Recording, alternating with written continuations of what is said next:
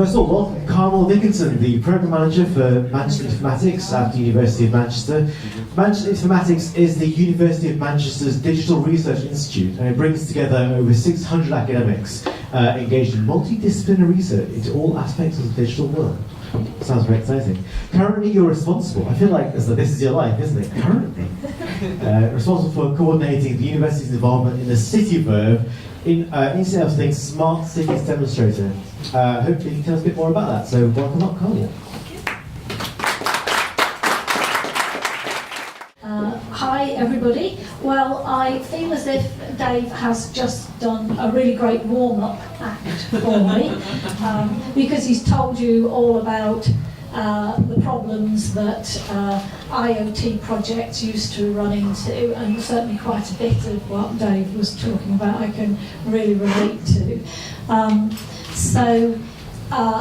CityVerve, it builds on a lot of the technology that Dave's been talking about, these cheaper, commoditized devices linked by a network like LoRaWAN, which allow smart cities to bring together lots of different projects. So I'll tell you a bit about CityVerve and the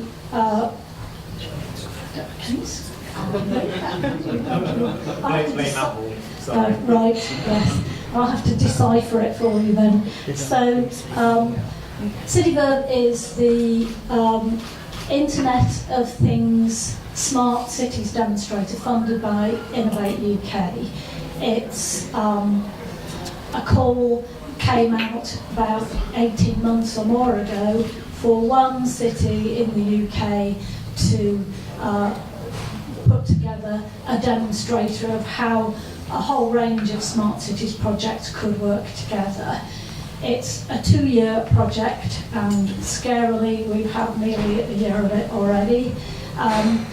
Altogether it's worth £16 million, it's got 21 partners, and it's deployed mainly in the Oxford Road corridor.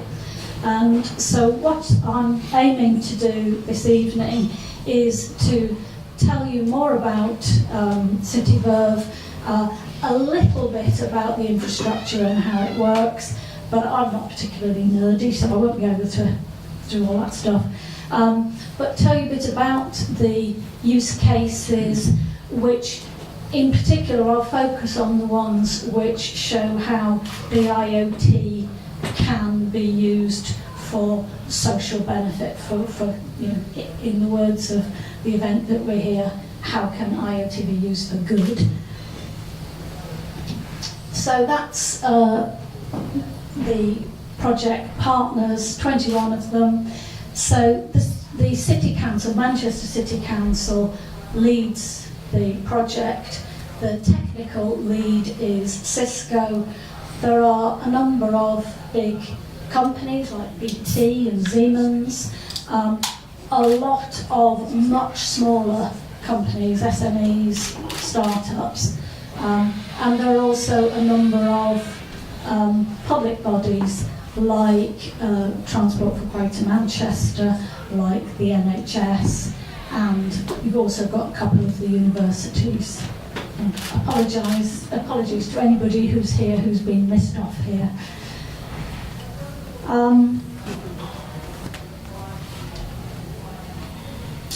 That's roughly where CityVerve is located. I don't think we're actually quite on the map. That's the town hall up there. So, and it runs down Oxford Road, which I'm sure everybody knows, right past where I work. So if I leaned out of the window and waved at you, you could see me. City Labs and the big university hospital. And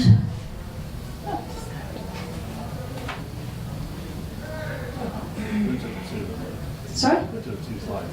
Yes, that's on. I'm going back because it went over 2 slides. So as I say, it's the Smart Cities Demonstrator, and the kind of things that we had to demonstrate are that we can put something together which is scalable. So clearly with a demonstrator where you're doing it just over 2 years, we can't even do it over the whole of the city of Manchester. So it is over some parts of Manchester, but a lot of it concentrated in the corridor. We have to demonstrate that it's replicable, that we can come up with something that could be, that's not just suited for Manchester and our particular circumstances, but you could transplant the ideas to Beijing or Shanghai or Colombo or wherever. One of the other things that we were obliged to do was to make sure that the devices were interoperable. So it was mandated by Innovate UK that we needed to use HyperCAT. I think the thing that's missing off there is the other thing we've realised is really important is that we have to do something which is sustainable as well. That we don't want it to be just a typical IoT project where you do something, you may or may not produce some good evidence, but then everybody just goes away and forgets about it. So we do want to leave a legacy, we want to improve things for Manchester, we also want the project to be sustainable so that we can carry it forward. There's a sensor network, a platform of data platforms, so it's not the case that we're gathering data together in a massive great data warehouse, and then the data will be federated, and that's one of the biggest challenges of the project. And one of the major things that we're working on, particularly the university's working on, is the data analytics. So the idea is that we hope that we will get data which we can use to gain evidence from across the whole of the project. I'll explain a bit more about that later. So, as I say, it's not just a single project. We've got 23 use cases that are gathered together in 4 themes, because the way that you find out what the problems really are is by actually trying to do something and deploy it, and then you realise that's where all the problems are. A bit like Dave finding that yes, it's all right putting the sensor up the top of the town hall, but there are a whole load of problems that in practice you come across. So some projects are in the area of energy and the environment, in particular air quality. Transport and travel, there are a number of projects in there. Culture and public realm, it was felt to be very important to do something that wasn't just about things and some of the things like energy and so on that people very often concentrate on with IoT. Wanted to do something that improved the culture of the city. And in fact, there are a couple of large art projects, one of which is going to be unveiled very soon, and will, in several parts of the city, but one of them will be at the university. So you can come and stand at the side of University Place and see this artwork. And health and social care, that's one of the areas that I'm particularly interested in. I'm involved in a couple of those projects. So I'll just very quickly whip through some of the projects, and I want to particularly focus on the ones that I think fit the brief for this evening, which is about doing good. So the City Concierge project is about wayfinding apps, so producing an app which helps people to make their way around the city safely.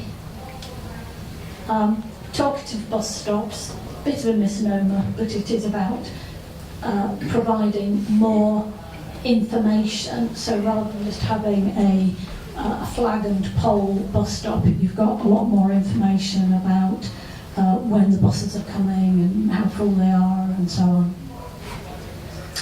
E-bike sharing, that's an interesting project because other cities have got these Boris bikes or whatever they call them.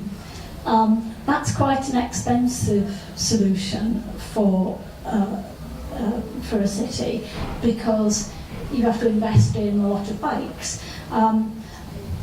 What this is doing is putting together schemes that already exist for bike sharing. So it's a bit like, I can't find now, the guy from Kirklees, who's, you were talking to me about the sharing of assets. It's that same kind of principle, where people are already doing this, but you can use the Internet of Things to link the schemes together. Sensing trams. We can't actually afford to do very many of the trams, but we're having a go at it. So the trams already have Wi-Fi in, but making them more instrumented so they can gather more data and give passengers more data. And there is a road safety app which is around telematics for young people. So trying to use telematics to improve young people's driving, give them feedback, and hopefully identify ways that they can get cheaper insurance because they can demonstrate they drive more safely. In energy and environment, there are a number of energy ones. There's this one is particularly interesting to me because we're trying to retrofit smart solutions into buildings which are very far from smart. And I work in probably the dumbest building in Manchester, if not the UK, and we're trying to fit sensors in there and gather some data about why the place is either very, very cold or very, very hot within a few feet of one another and doesn't appear to obey the laws of physics. There is a new building on Manchester Science Parks called My Idea, and that's being fitted with a next generation building management system which will make it a truly smart building from the beginning. Air quality, I don't think that's intended to be Manchester, is it? Air quality is very interesting. A number of things that Dave mentioned are things that we're grappling with in the air quality.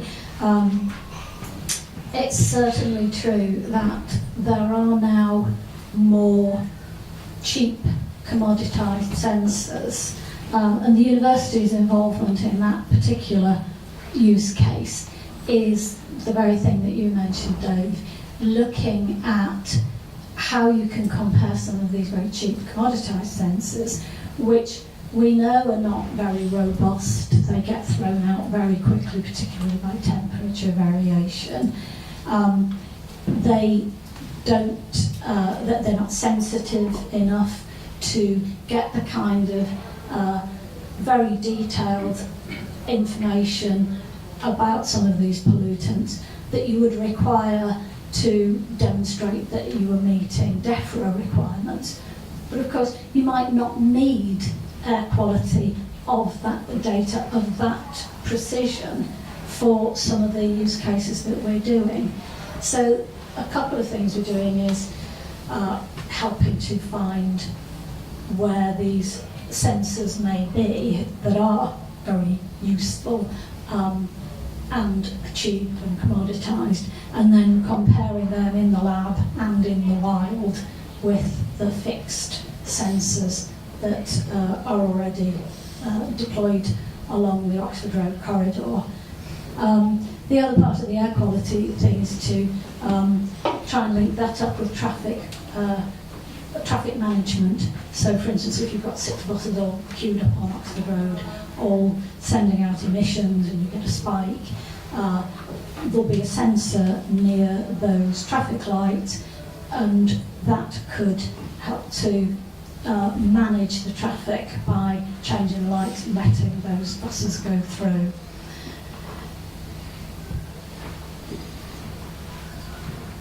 compliance cost reduction, it's a funny name for it, but basically it's about, again, a bit similar to the thing about the electronic, the IoT mouse traps.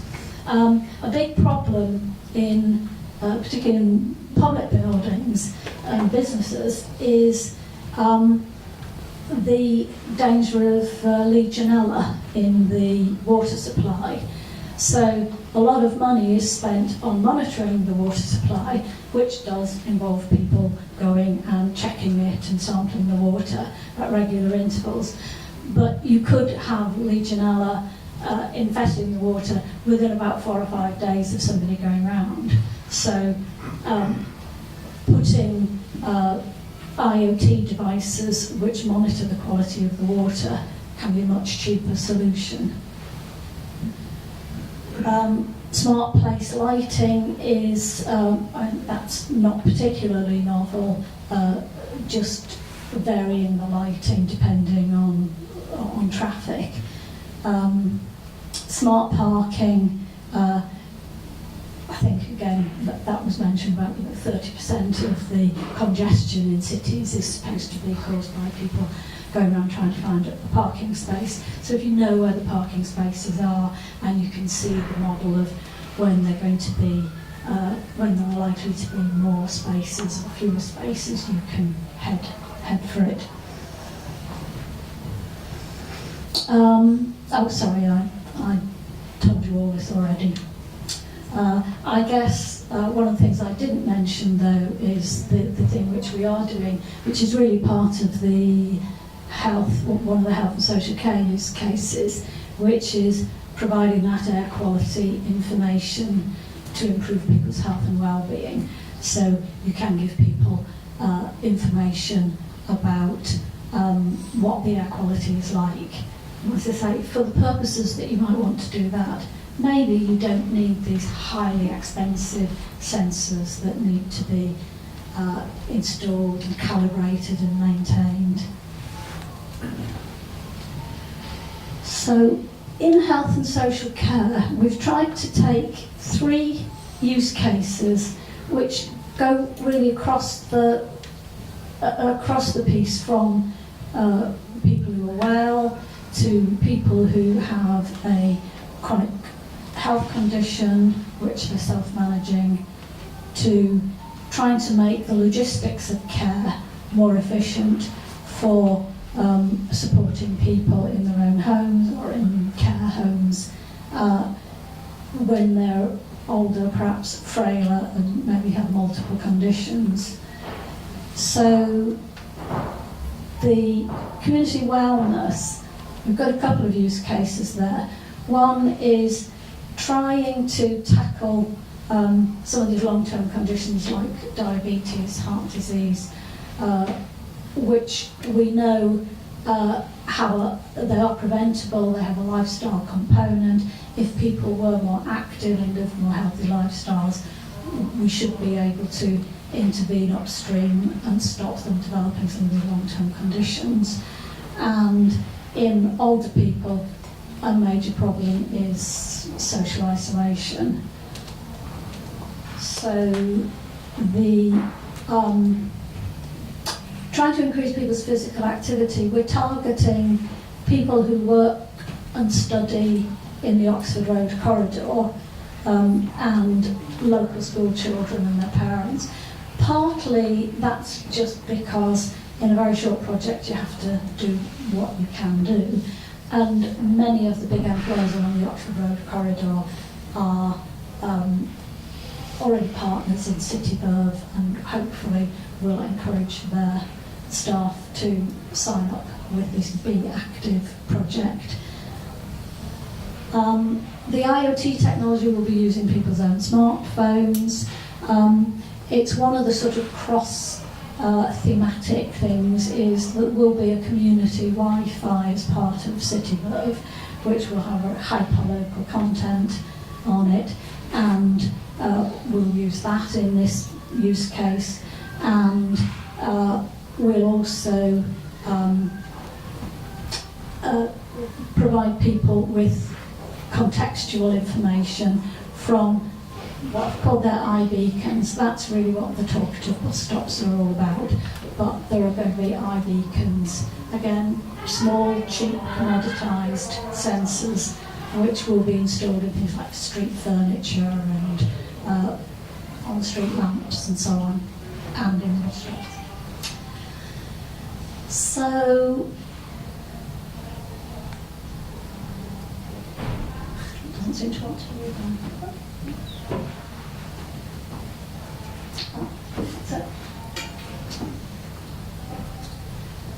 So we're doing a number of things like encouraging people to set their own activity targets, which is fairly standard for these fitness apps.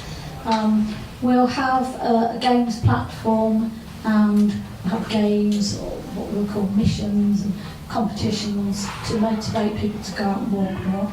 If you are motivated by competition, which actually I'm not, but I would be a lot more motivated by having local information that might make walks more interesting, like if there was a mission to go around all the blue plaques on the university campus, and there was the company who are doing the iBeacons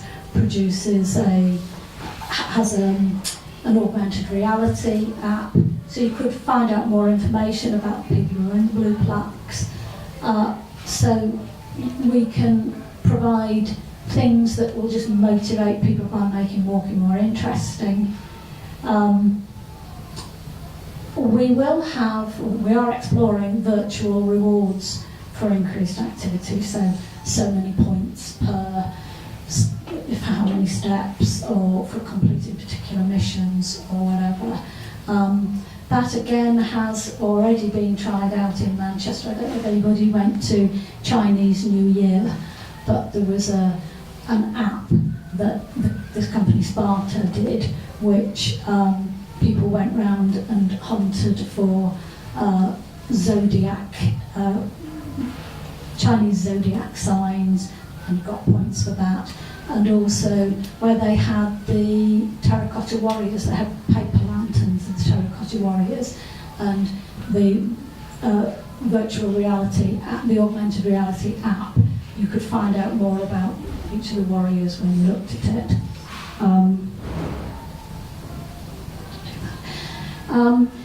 The thing that we think is different is that we want to use the data that's being collected across CityVerve to try and nudge people's behaviour, people to change their behaviour. So the example that I think is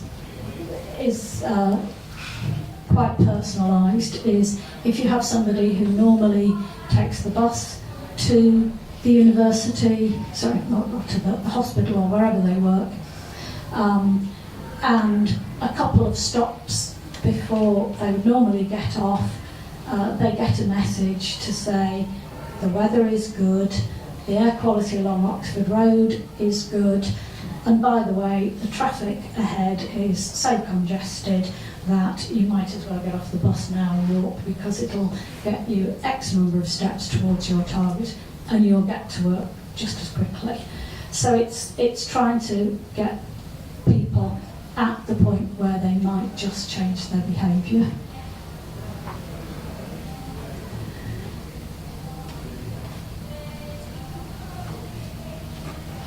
It's just not me heavy-handed enough with this. Combating social isolation amongst the senior population. This is targeted at people who are, I'm afraid they call seniors over 50s. I find that a bit upsetting, but people who are already engaged with the Mossad and Hume Prime of Life partnership, I prefer to call it. And basically this is quite a simple one. It's about, and I don't think it's particularly IoT, it's about producing a shared calendar that's generated by the community.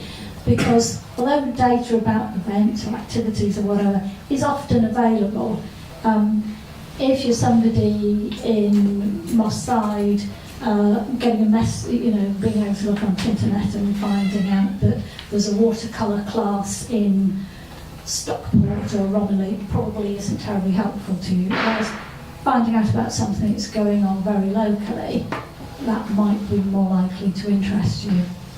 And again, trying to bring in data from other parts of the project, things like bus timetables and so on, to encourage, to make it easier and pleasanter and more interesting for older people to get out and about.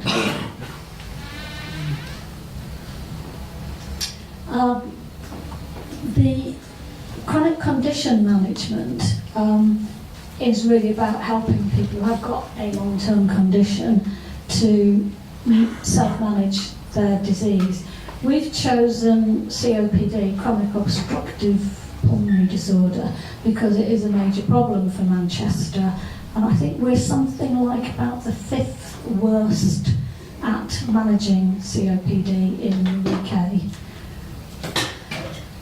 And the target cohort is people with the disease in a mild to moderate form, really because they're the ones that we ought to be able to help. And the aim of it is to increase what they call patient activation. So it's a measure of how much people feel involved in their own care, they understand their condition, they understand what medication they need to take and why, and that they work with their care team to devise a care plan and follow it.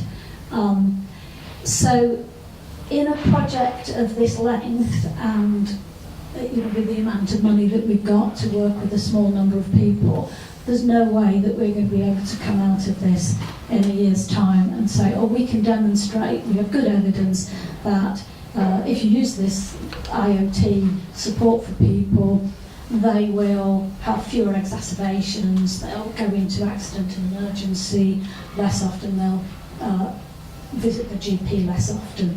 You wouldn't be able to do that in the time, but what you could do is demonstrate that people who started off with a particular patient activation score could be moved up the scale. And we do know that patients who are more activated have better outcomes. They feel as if their symptoms are better, they feel as if they control them better, and they do generally have fewer exacerbations. So that's an example where you've really got to be realistic with what you can do with an IoT project in this sort of time. A range of IoT technologies, smart inhalers, and in fact this has been a bit of a success story because we weren't able to find a smart inhaler that we could use. So lots of companies who make inhalers make a smart version of their inhalers, but then they're very expensive and you're chained to using one of those. This is something that's just been developed, which is like a smart sleeve that fits over a standard puff inhaler. And there are a number of things that can help with. One is knowing whether the patient has taken the inhaler. But the company are actually working on something which will tell us better whether they're taking it properly. But for patients, one of the things they really like is the fact that it will tell them whether their inhaler is nearly empty or not, because they worry about the fact the only way you can tell is by picking it up and shaking it and trying to work out how heavy it is. They would really appreciate knowing when they're likely to run out.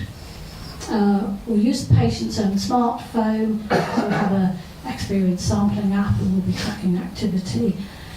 And we will have in-home sensors if they seem to be appropriate, particularly for things like temperature, because if the temperature's in the home is very high or too low, that can have an effect on people's COPD.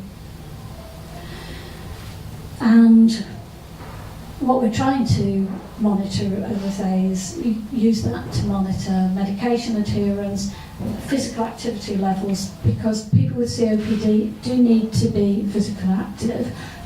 They need to walk, but many of them are very reluctant to do that because they get breathless. And so to be able to reassure them that, yes, you do feel breathless, but you need to do that. You need to walk enough to make yourself feel breathless. That's more reassuring than not being sure whether you're doing too much or too little. And we'll use the smartphone for tracking mood and symptoms. And what we want to do is to interact with the patients through an app, give them feedback. We will give the clinicians the feedback on what the patients are actually doing. It's very difficult if you only see somebody every month and you say, have you been taking your medication? The likelihood they'll say yes, or they won't be able to remember, or they won't be able to remember when they did or didn't take it. And between the two, that will enable people to help to work with the doctor or the community nurse to develop their care plans.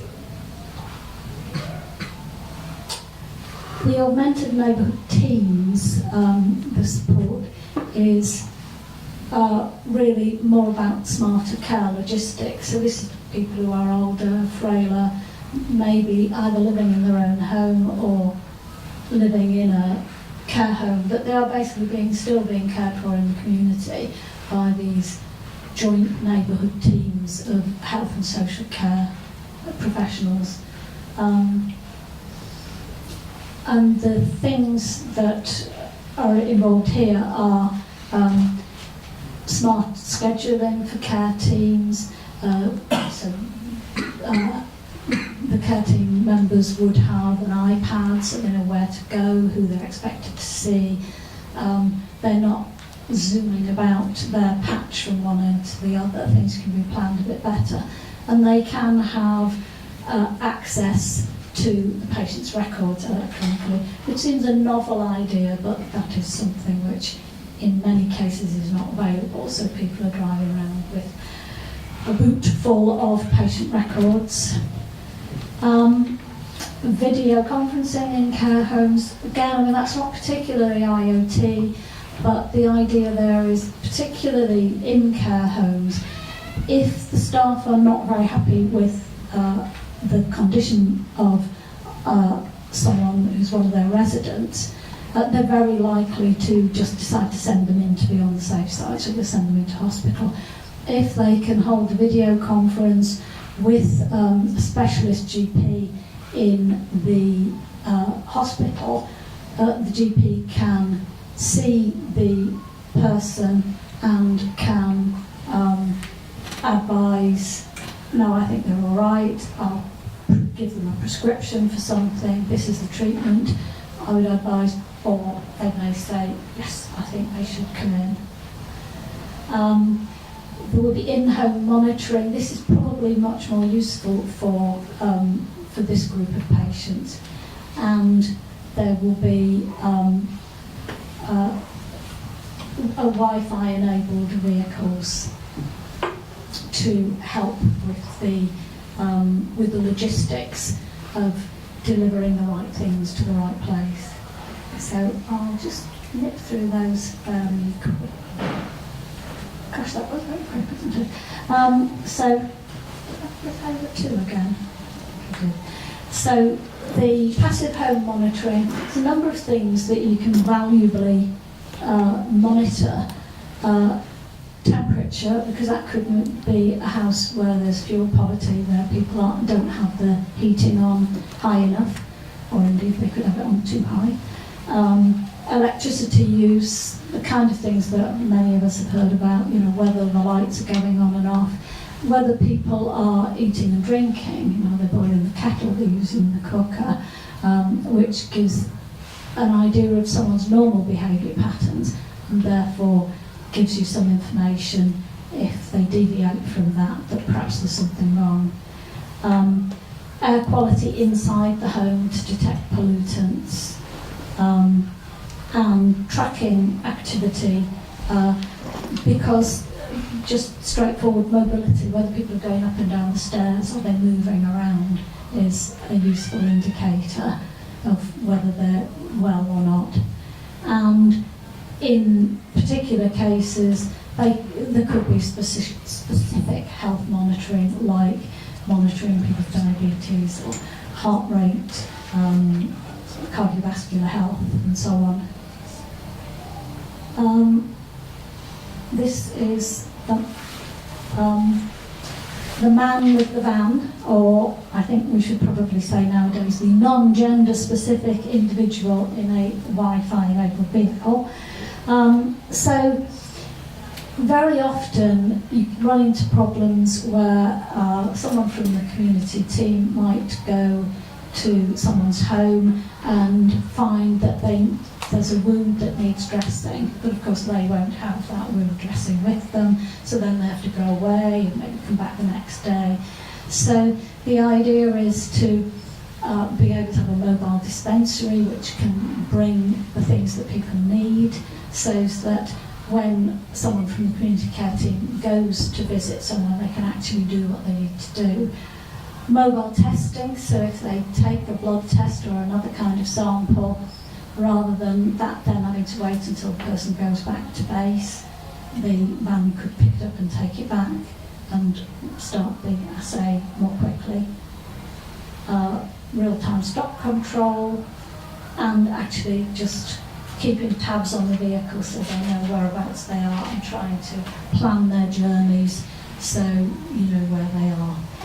Don't ask me where the geofencing comes in, because I did have a good look at that to see if I could work out why they need geofencing, but unless it's just to stop somebody taking the van and driving off to Wembley or somewhere, I'm not quite sure. So that's hopefully a not too long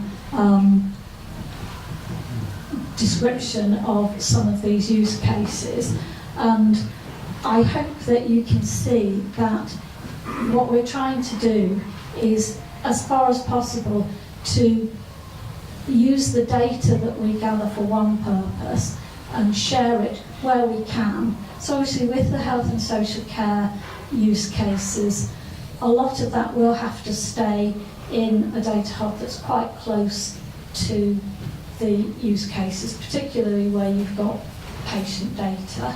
But if the data can be aggregated and depersonalised, then that might be available further up the stack on the City Data platform that people can use.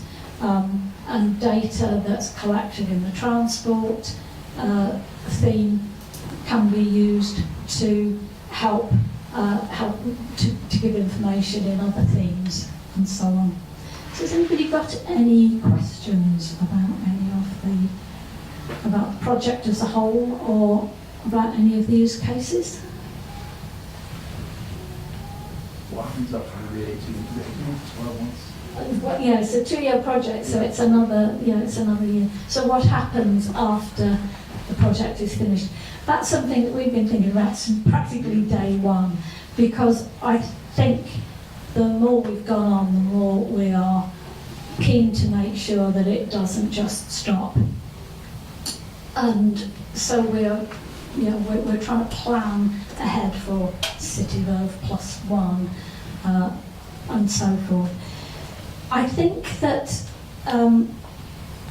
it's an interesting experience working as part of a project that involves so many different sectors, because people are coming at it from different viewpoints. So the companies that are involved really need to get something out of it that they can commercialise, that they can deploy. And they can't afford, I think, to be too focused on just saying, well, this is something we're doing for Manchester, so we want to demonstrate it's useful for Manchester, and we hope that the NHS or Transport for Greater Manchester or whoever, Manchester City Council, will take it and buy it and pay for it. They might, but I think there's more to pay for them, there's more to play for than that, because companies are coming from all over the world to see what we're doing in CityVerve, and there are opportunities for people to take it to other UK cities and to the rest of the world. So that's something that we're very aware of, but I think we all do feel a responsibility to end up with something that is a legacy for Manchester as well. So I doubt if everything will get rolled out and continue to be deployed in Manchester, but I think it's something that we have to really work very hard on. We all have all the different partners have an exploitation plan, and it's something that we have to really work on. I think, if nothing else, the data platform and the way of working will still be there. And my guess is the data platform will belong to the city, but again, that's still to be determined.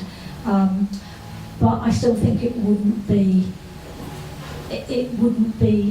as good as it could be if we end up with all this data, which is a very valuable resource, and which people, the open APIs are being developed, so people will be able to come in and access the data and innovate on it. But if it just turns out that then that's a data tomb, and the data, that sort of data doesn't continue to be collected, I think that will be a really missed opportunity. So we know when the funding finishes, so I think the closer we get to the end, the more important it is. I realise it's a bit like herding cats, but is there any sort of indication from the government, whoever that might be, whether there'll be a phase 2? I think there's certainly something that the City Council and Cisco are talking to Innovate UK about. I don't know if anybody has much experience of Innovate UK, but I think they have already funded other IoT, future cities, demonstrators, IoT projects, and it's not all that clear what the legacy is that's come from that. It's one of the things that we're trying to find out from some of these other cities like Glasgow, what's still there now that project is finished. So whether that will put Innovate UK off continuing to fund it, I don't know. But yeah, I don't know. I think we have one more question at the back here. Hi, Mark White from Countries Council. It's not necessarily so much a question, but what you've just been talking about, really the replicability, sustainability issues for your project, a 2-year project. Ours is very similar. It's actually a 2-year project, and we think we've bottomed quite a lot of those replication sustainability issues that you've been talking about. There's a lot of things that you've described there that resonate to me, they're very familiar to me, and also ourselves and our partner projects. I can think of about 3 or 4 things that you've described there that I can imagine some really good synergies. I might help you to be able to propagate those projects that you're talking about. So essentially, just please call me before I go, because we need to chat. Yeah, no, that would be really useful. Cool. Thanks. Yeah. I think we have to wrap up there. Sorry, Alex, we're running out of time. But once again, Carmel, thank you so much for coming down. Thank you for asking.